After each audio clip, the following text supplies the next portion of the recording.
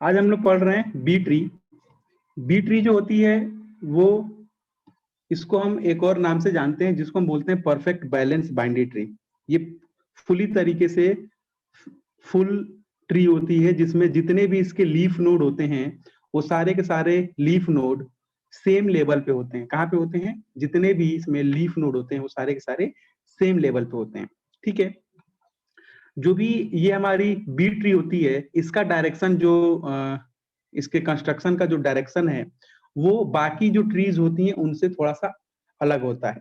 बाकी की हमने जितनी भी ट्रीज पढ़ी हुई है, चाहे वो हमारी बी ट्री हो, सॉरी, चाहे वो हमारी बाइनरी सर्च ट्री हो, चाहे वो हमारी एवीएल ट्री या हाइट बैलेंस ट्री हो या हमारी रेड ब्लैक ट्री हो, ठीक है, जितनी भी ट्री हमने पढ़ी हुई है वो सारी ट्री का जो कंस्ट्रक्शन का डायरेक्शन होता है वो रूट से लीफ की तरफ होता है। कहाँ से होता है?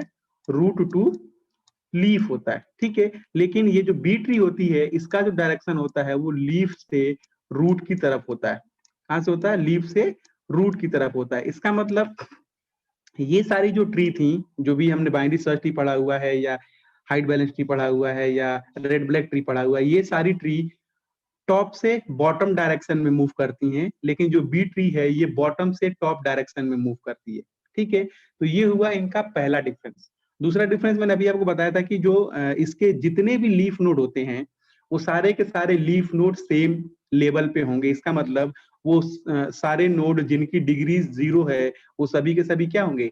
सेम लेवल पे होंगे। जबकि बाकी की जो दूसरी ट्रीज होती हैं उनमें ये चीज पॉसिबल नहीं है, या उनमें ऐसी कोई उसकी लिमिटेशन नहीं है कि सारे नोड उसके लीफ नोड पे होने ही चाहिए, उनकी ऐसी कोई लिमिटेशन नहीं। लेकिन यहाँ पे बी ट्री में ये लिमिटेशन है कि जितने भी इसके लीफ नोड होंगे वो सारे के सारे सेम लेवल पे होने चाहिए। ठीक है।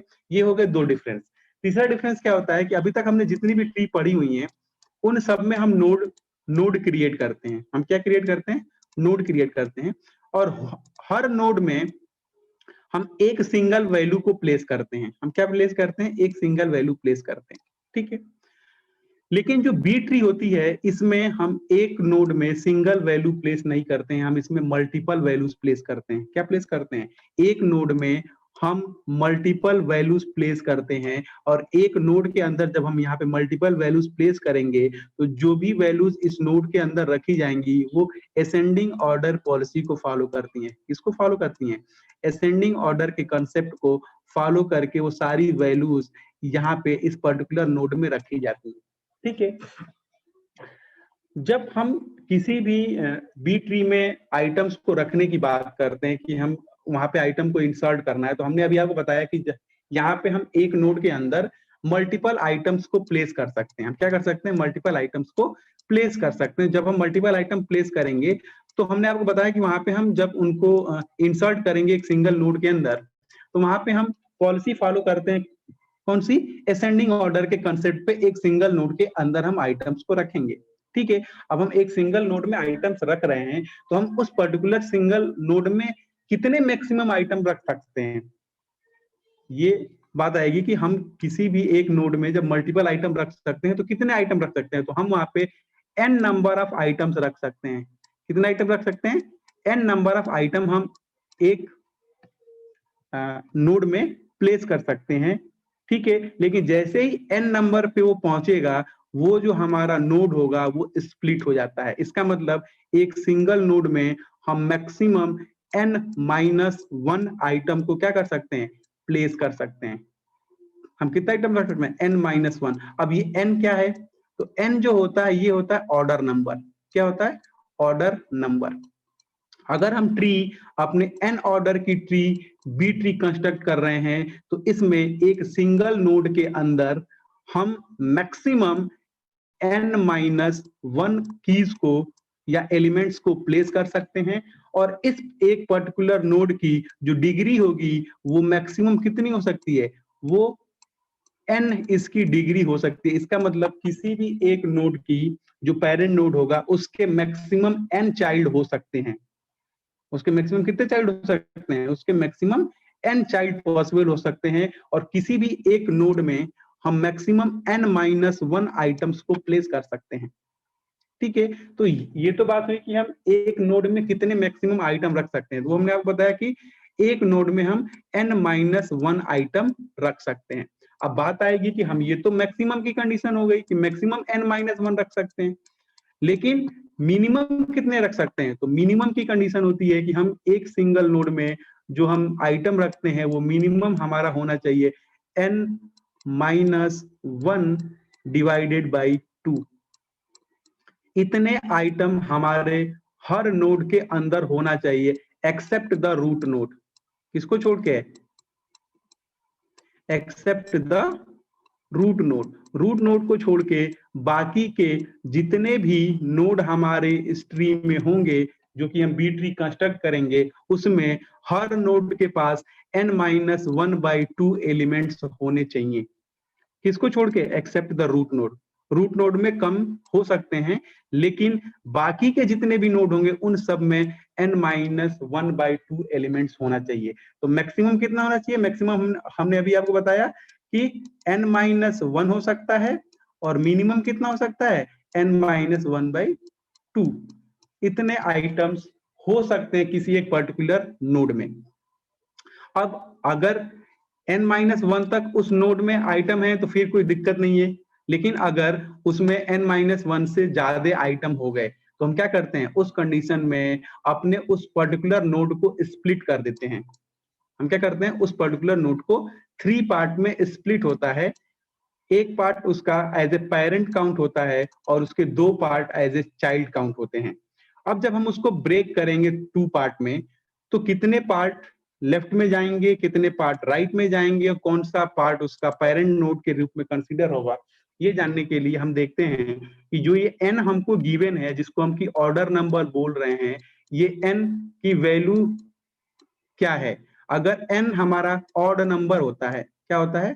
अगर n हमारा ऑड नंबर होता है, तो जब हम अपने नोड को स्प्लिट करेंगे, जब उसमें n-1 से ज्यादा आइटम हम प्लेस कर देंगे, उस कंडीशन पे जब हम इस पर्टिकुलर नोड को स्प्लिट करेंगे तो इसके लेफ्ट डायरेक्शन में हम n-1/2 आइटम छोड़ देंगे। किसके लिए? फॉर लेफ्ट के लिए।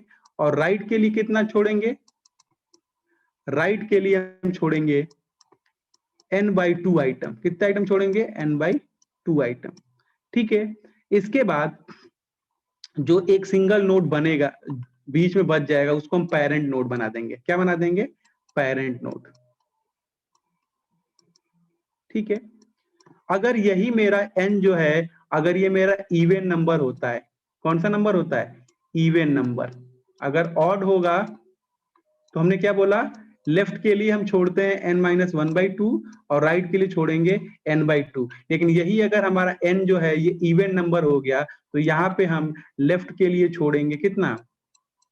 लेफ्ट के लिए हम छोड़ देंगे n/2 और राइट के लिए छोड़ेंगे, और जो एक एलिमेंट बच जाएगा बीच में इंटरमीडिएट पॉइंट पे, उसको हम क्या मान लेंगे? उसको हम पेरेंट नोड मान लेंगे n-1/2। ठीक है। इस कंसेप्ट पे हम अपने नोड को स्प्लिट करते हैं, और ये हम स्प्लिट उसको तब तक बार बार करते रहेंगे जब तक कि हमारे पास नंबर ऑफ एलिमेंट हमारे ट्री में इंसर्ट करने के लिए बचे हुए हैं। ठीक है। तो हमने भी आपको क्या बताया? जो भी ये बी ट्री है, इसको हम लीफ से रूट की तरफ इसमें मूव करते हैं। इसका मतलब बॉटम से अप डायरेक्शन में मूव करते हैं। इसमें हम एक सिंगल नोड के अंदर एक से ज्यादा आइटम्स को प्लेस कर सकते हैं। वो हम कितने आइटम रखेंगे वो इस चीज पे डिपेंड करता है कि उसका ऑर्डर क्या गिवन है। अगर उसका ऑर्डर n गिवन है, इसका मतलब उस पर्टिकुलर ट्री के एक नोड में हम मैक्सिमम n-1 आइटम्स हम प्लेस कर सकते हैं। ठीक है। मिनिमम कितने रख सकते हैं? तो n-1/2 आइटम मिनिमम रख सकते हैं, except the root node. Root node को छोड़ के बाकी जितने भी नोड होंगे उन सब में हम मिनिमम n-1/2 आइटम्स रख सकते हैं। इसके बाद जब उस पर्टिकुलर नोड में हमारे n-1 से ज्यादा आइटम अगर इंसर्ट हो जाते हैं, तो उस टाइम पे हम क्या करते हैं? उस पर्टिकुलर नोड को स्प्लिट करते हैं 3 पार्ट में। एक पार्ट उसका लेफ्ट चाइल्ड बनता है, दूसरा पार्ट उसका राइट चाइल्ड बनता है, और जो एक इंटरमीडिएट पोर्शन बचता है उसको हम as a parent node consider करते हैं। अब कितने नोड को हम लेफ्ट के लिए छोड़ेंगे, कितने नोड को राइट के लिए छोड़ेंगे, ये डिपेंड करता है कि उस पर्टिकुलर ट्री का ऑर्डर क्या गिवन है। अगर उस पर्टिकुलर ट्री का ऑर्डर ऑड नंबर गिवन है, इसका मतलब 1 3 5 7, अगर ऑड नंबर गिवन है, उस कंडीशन में उसके जो हम लेफ्ट चाइल्ड हम बनाएंगे वो इस चीज पे डिपेंड करेंगे कि उसकी वैल्यू n-1/2 की वैल्यू क्या आ रही है। तो ये जितनी वैल्यू मिलेगी उतने एलिमेंट्स हम उसके लेफ्ट के लिए छोड़ देंगे, और n/2 पे जो वैल्यू मिलेगी उसको हम राइट के लिए छोड़ देंगे, और जो एक नोड इंटरमीडिएट पार्ट पे बच रहा होगा उसको हम as a parent node consider करेंगे। अगर वहीं पे हमारा ये जो ऑर्डर है ये इवन नंबर में दे देता है, किसमें देता है, इवन नंबर में देता है, तो उस कंडीशन में लेफ्ट के लिए हम n/2 आइटम्स को लेफ्ट करेंगे, में छोड़ देंगे, और राइट के लिए हम n-1/2 आइटम छोड़ेंगे, और जो एक नोड इंटरमीडिएट नोड बच रहा होगा उसको हम as a parent node consider करेंगे। इस पॉलिसी को फॉलो करते हुए हम बी ट्री को कंस्ट्रक्ट करते हैं। क्या करते हैं, इस पॉलिसी को फॉलो करते हुए हम बी ट्री को कंस्ट्रक्ट करते हैं। अब यहाँ पे हमको एक लिस्ट दी हुई है, इस लिस्ट से हमको क्या बनाना है, बी ट्री कंस्ट्रक्ट करना है, और उस बी ट्री को कंस्ट्रक्ट करने के लिए जो ऑर्डर गिवन है वो हमको यहाँ पे क्या गिवन है, 3 गिवन है। इसका मतलब यहाँ पे हमारी जो n की वैल्यू हो गई, n इक्वल टू क्या हो गया, n इक्वल टू 3 हो गया। क्या हो गया, 3 हो गया। इसका मतलब एक नोड में मैक्सिमम हम कितने आइटम रख सकते हैं, n-1। इसका मतलब एक नोड में मैक्सिमम जो हम आइटम रख सकते हैं वो 3-1 इज इक्वल टू 2 आइटम हम एक नोड में मैक्सिमम रख सकते हैं। और मिनिमम कितने रख सकते हैं, तो n-1/2, n-1/2। इसका मतलब 3-1, 3-1/2, इसका मतलब 1। मिनिमम एक आइटम रख सकते हैं और मैक्सिमम कितने रख सकते हैं, 2 आइटम रख सकते हैं। तो ये तो हमको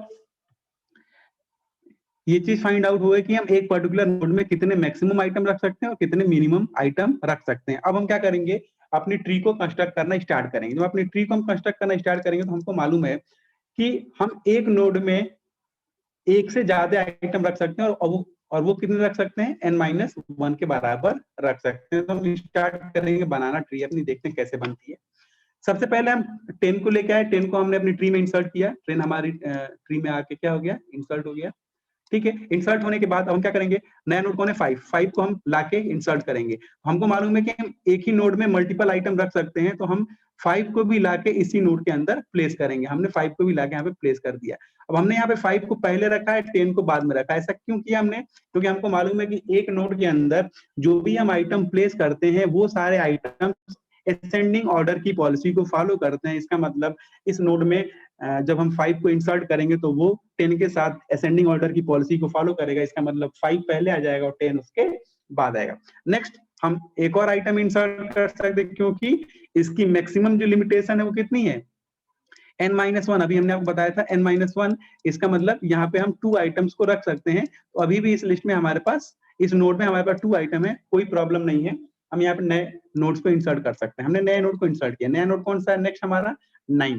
जैसे ही 9 आएगा, 9 के साथ हम क्या करेंगे, अगेन असेंडिंग ऑर्डर की पॉलिसी फॉलो करेंगे, और फॉलो करते हुए हम इसको इंसर्ट कर देंगे। लेकिन जैसे ही हमने 9 को इस नोड में इंसर्ट किया, हम देख रहे हैं कि अब इस नोड में हमारे पास 3 आइटम हो गए, जबकि इसकी जो मैक्सिमम कैपेसिटी है वो कितने की है, 2 की है। इसकी मैक्सिमम कैपेसिटी कितने की है, 2 की है, लेकिन अभी यहाँ पे 3 आइटम्स हो गए। तो इस कंडीशन में अब क्या होगा, अब इस कंडीशन में ये होगा कि हमको इस नोड को स्प्लिट करना पड़ेगा, ब्रेक करना पड़ेगा। तो ब्रेक जब करेंगे तो हमको मालूम है कि जब ब्रेक की कंडीशन आती है उस समय हम ये देखते हैं कि हमारा जो ऑर्डर है वो किस फॉर्म में गिवन है। तो ये जो ऑर्डर दिया हुआ है, ये हमको 3 दिया हुआ है, इसका मतलब 3 जो है वो ऑड नंबर को रिप्रेजेंट करता है। इसका मतलब इसको जब हम स्प्लिट करेंगे तो ये ऑड कंडीशन वाली पॉलिसी को यहाँ पे फॉलो करेंगे। इसका मतलब लेफ्ट के लिए हम कितने आइटम छोड़ेंगे, लेफ्ट के लिए हम n-1/2 आइटम छोड़ेंगे। कितने, n-1/2। इसका मतलब यहाँ जो वैल्यू मिलेगी वो वैल्यू मिलेगी हमको 1। ठीक है, इसका मतलब लेफ्ट के लिए एक आइटम छोड़ देंगे। अब राइट के लिए हमको मालूम है कि राइट के लिए फॉर्मूला क्या है, n/2।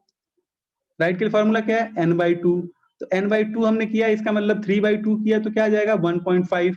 1.5 नहीं होगा, हम इसकी इंटीजर वैल्यू को लेते हैं। तो इसकी इंटीजर वैल्यू क्या है, 1। इसका मतलब राइट से एक राइट के लिए छोड़ दो, मतलब एक वैल्यू लेफ्ट के लिए छूटेगी, एक वैल्यू राइट के लिए छूटेगी। बीच में जो पार्ट बनेगा वो हमारा क्या बनेगा, पेरेंट नोड बनेगा। इसका मतलब हमारा क्या हो जाएगा, 9 हमारा कंसीडर होगा एज ए पेरेंट नोड, और इसके लेफ्ट में आएगा 5, और इसके राइट में जाएगा क्या, 10। ठीक है, अभी हमारा जो नोड था ये एक लेवल 0 पे था, अब ये क्या हो गया, ये हो गया लेवल 0 और ये हो गया लेवल 1। अब हमारी ट्री क्या हो गई, इंक्रीज कर रही है, एक एक लेवल ऊपर जा रही है, एक लेवल से क्या हो गई, इंक्रीज हो गई। लीफ नोड मेरा अभी भी ये है, रूट नोड कौन है, 9 बन गया।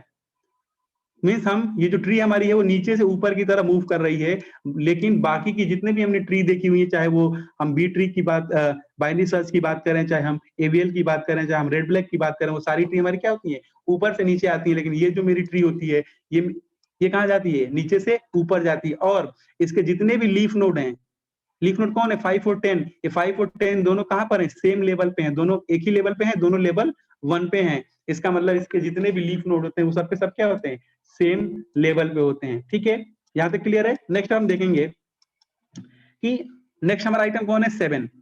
आइटम्स को इंसर्ट करने की जो पॉलिसी होगी यहाँ पर भी सेम हम फॉलो करेंगे, किसकी, बाइनरी सर्च की। इसका मतलब 7 को सबसे पहले हम लेके आएंगे, 9 से कंपेयर करेंगे, 7 क्या 9 से छोटा है, इसका मतलब कहाँ जाएगा, 9 के लेफ्ट में जाएगा। जैसे हम 9 के लेफ्ट में गए, हमने देखा वहां पे पहले से एक नोड प्रेजेंट है और उसमें क्या था, 5 था, तो 5 के साथ हम 7 को क्या करेंगे, रख देंगे, असेंडिंग ऑर्डर पॉलिसी को फॉलो करते हुए, क्योंकि एक नोड में हम मल्टीपल आइटम्स रख सकते हैं। ठीक है, 5 के साथ हमने 7 को प्लेस कर दिया। नेक्स्ट है क्या, 11। 11 को हम 9 से कंपेयर करेंगे, जब हम 9 से कंपेयर करें तो हम देख रहे हैं कि जो 9 है वो छोटा है और हमारा 11 बड़ा है। इसका मतलब हमारा 11 कहाँ जाएगा, इसके राइट में जाएगा। जैसे ही राइट में गया, वहां एक नोड पहले से प्रेजेंट था 10, तो उसके साथ 11 को हमने क्या कर दिया, असेंडिंग ऑर्डर में प्लेस कर दिया, यहाँ पे प्लेस हो गया। ठीक है, नेक्स्ट क्या हुआ, नेक्स्ट हमारा आया 15।